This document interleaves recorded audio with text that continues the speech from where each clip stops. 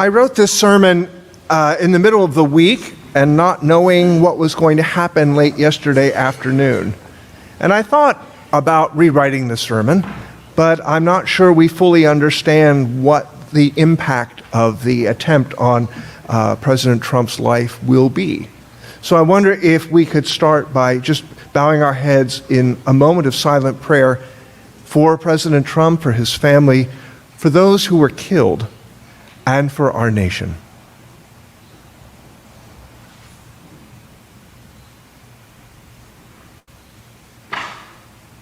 Amen. Thank you.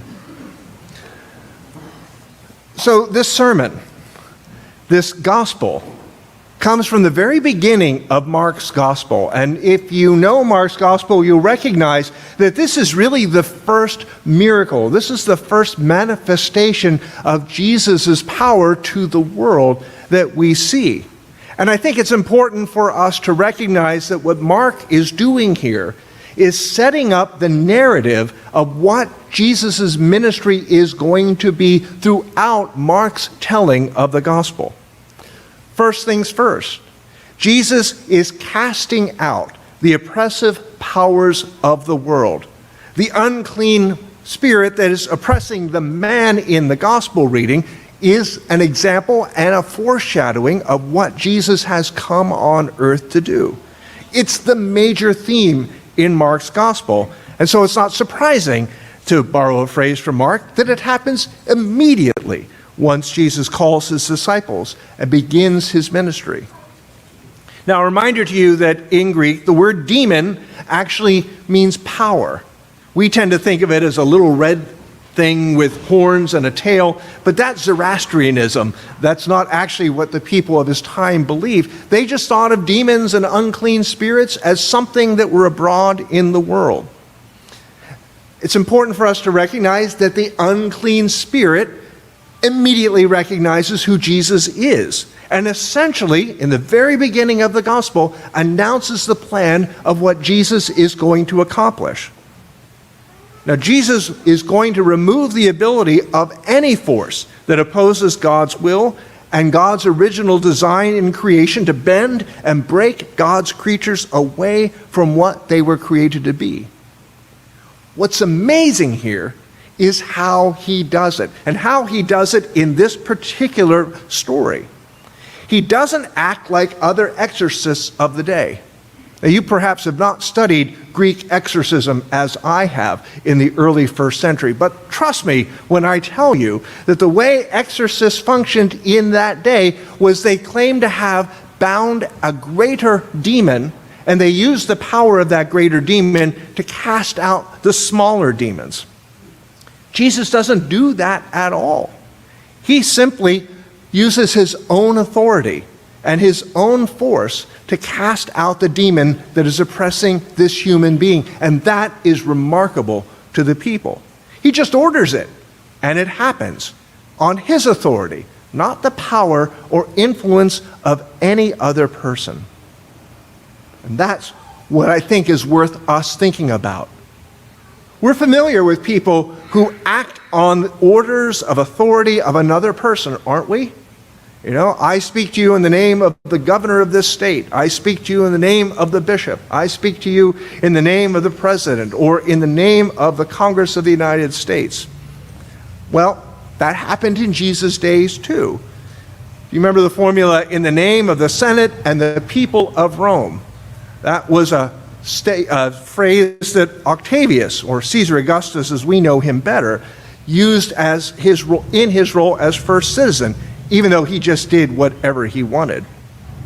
It happens whenever a king or a lord or a head of a family in those days used their power. They had absolute freedom to command within the sphere of their relationships. It was theirs by right of their position. Now here, the fact that Jesus is ordering a demon to come out simply on his own without any appeal to a higher authority or in the name of the emperor or the king or the ruler of the community or even the head of a family is stunning to the people who see it. It's said that the past is a foreign place. This is one of those times when I wish I could help you get your minds wrapped around what an extraordinary moment this is. And it had implications for them. And it must have terrified them and the people who witnessed it, because he's speaking with a kind of authority that no one else has ever spoken with. And it is apparently his own authority, and the created order obeys him. It's a theme you see again and again in the stilling of the storm or other healings or other commands that Jesus gives. So this idea of authority is worth our taking a moment to think about. So let me give you a little sidebar on the question of authority, because it's something that I, as a bishop who was elected and ordained to have authority here within the state of Rhode Island, at least within the Episcopal Church, have to think about. Is authority just something you are legally given, or is there something else to it? I'm probably not going to surprise you when I tell you that I've seen people who have ironclad legal rights to a sort of authority who simply cannot get other people to recognize it. And I have known people with no formal authority at all who are granted great respect and power by people who had no duty to do so. How does that happen? I don't know if any of you work in business and maybe are executives or come from a community that has authority. How did you get that authority? How do you have authority in your company or in your business or in your community? I'd like to tell you that for clergy, we learn how to inhabit our authority during our studies in seminary, but we don't. We don't at all, and that's a problem. We learn many other things. I can spot heresy at 40 yards, just in case any of you are thinking about preaching Nestorianism. I got you. But we don't talk about how to have authority or responsibility. The expectation is that clergy either have it and know how to do that before they're ordained, or somehow they pick it up organically along the way. And to be honest, this is part of the problem I think we have in the church, people not knowing how to inhabit the authority they're given. Now, I've thought about this, and I've looked at business leaders, and it turns out that business leaders can go to school to learn how to get that kind of thing. Apparently, you can get an MBA in executive leadership. I looked it up. I even looked up the curriculum because I thought that might be useful for me to know something about. A family member who was the former dean of the Darden Business School at UVA was visiting us a few years ago and attended a service that I led at Trinity Church in Newport. After the service, he came up and complimented me, not on my sermon or on the way I led the worship service, but on my command authority with which I was invested. I didn't know I had command authority, but apparently I did. And so I was trying to figure out where that came from. But it's apparently something that you teach in that seminary. How to stand, how to use your office, how to speak to other people, because they know that in business you are given power, and there's an expectation that you will use it ethically and you will use it morally. Like I said, I wish they covered some of that in seminary for us. I've wondered about these things for a long time. And I've actually thought about how would I teach clergy, how would I teach other people to have authority in the world? Now, I grew up in a military family among officers, all of whom had had authority over the soldiers in their command. I knew from looking at my grandfather, my great-grandfather, my father, my uncles, my cousins, what authority looked like. And I was explained to how I was going to follow it. But I wasn't exactly sure where it came from, particularly in the military when it's a matter of life and death. So 20 years ago now, I think, I bought a copy of Field Manual FM 22-100, the Army Field Manual on Military Leadership. You knew in the Army there had to be a manual on how to be a leader, and I read it. It's a staple of officer training and has been used for decades, and there are even MBA programs that are designed around what Field Manual 22-100 teaches. So I was thinking this is going to be great. I'm going to learn all sorts of secret mind tricks, and I'm going to figure out the way that you get people to follow you, even to the hardest parts of the world, maybe even to their death. And what surprised me is it had nothing to do with the way you physically carried yourself, or the clothes, or the ornaments you wore, or how you carefully constructed the relationship between yourself and those under your command. I guess I expected that psychologists had determined what needed to happen to get people to follow you, even sometimes to their death. But what I discovered was that it has been the experience of the military for centuries, maybe for millennia, that people will follow a person who is shown to deserve their respect, a person of high morals, a person of self-discipline, who leads ethically and who puts others first. It was that insight about putting people under your command first that was something that sparked a memory that I'd had. My grandfather and my great-grandfather served in army units where horses were critically important to their mission, either in the cavalry in my great-grandfather's case or in the light artillery in my grandfather's case. And what I learned from both of them, I think by osmosis, is first you take care of the horses, then you take care of the men, and then you take care of yourself. The Marines have a saying that the officers eat last. A few years ago, you may know that in the Diocese of Rhode Island, we led pilgrimages down the Wood River into the bay here, in the little Narragansett Bay. And to help with the logistics of that, I hired a Marine officer who had been in charge of all the logistics for the fighter wings of the Marines in the South Pacific. She was an amazing officer.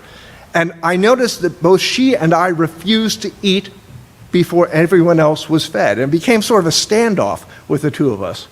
We finally just agreed that we had equal rank and we would eat together. She was a colonel. I said, well, I look like a colonel, so I'm going to claim that. What they've discovered, and the field manual is saying, is that people will follow someone who cares for them and their needs. They will do extraordinary deeds for someone who earns their respect by walking the walk that they're asking those under authority to walk as well. It turns out there are no tricks, there are no gimmicks, just a kind of moral bravery and a courage. That's how you get authority. That's how the community gives you authority, at least in the situations where it really matters. All right, so now let me return to the hero of our story this morning. How does Jesus gain authority among the people he has come to lead out of bondage to freedom? An authority that will call them to follow him even to incredible suffering. Well, he doesn't do it by displays of power or by testimonies from other beings in power. Do you notice? He commands the demons to be silent about who he is. He wants us to recognize him ourselves. He gains his authority ultimately, and this is the longest section of Mark's gospel and of all the gospels in each of them. He gains that authority by walking the way of the cross. He gains that authority by demonstrating that even though he doesn't need to do so, he will do exactly the same thing and more that he is asking of us if we would be free of the power of the things that have power over us, the unclean and misshapen authorities that use their power to twist and to corrupt creation. Jesus takes up his cross and walks the way of sorrow to his death. He doesn't have to. It's really important for us to recognize. This is God incarnate. He does not have to, but he does anyhow. Because of that, we recognize him for who he is. And because of that, we have become willing to follow and do what he asks. So that's a message that I think is worth taking time to reflect upon this summer, perhaps in this season in our nation and in our common life. I think of it for my own Episcopal Church as my denomination is reorganizing itself under a new presiding bishop. And I think about it for our nation as we are discerning who we shall be, as we are electing a new officer and a new president and new government officers. But today, we're going to celebrate the Holy Communion, the sacramental memorial of the sacrifice that I was referring to just a moment ago. And a key part of that celebration is retelling the story of what happened. If you notice, in every communion service, we retell the story of what happened because it's that story that is what transforms us. We hear how Jesus takes up his cross, how he follows the path that he asks us to be ready to follow. We hear how he goes above and beyond what any of us are expected to do, and in so doing shows us where his authority comes from. Because the idea that God who created us dies for us and does not ask us to die for him, but to live for others, is essentially a new teaching. It was new at that time in the history of the world, and it is a teaching that renews the world again and again. It's the core of the gospel, to die to self and live for others. That is what it is to be free. That is what it is to follow Jesus. That is what it is to proclaim the gospel. And it is in the body and blood, the gifts that we share from this altar, that we recognize his authority and we understand the power of the new teaching he has brought us. May God give us the grace in this moment to hear that teaching and the grace to live our lives according to it.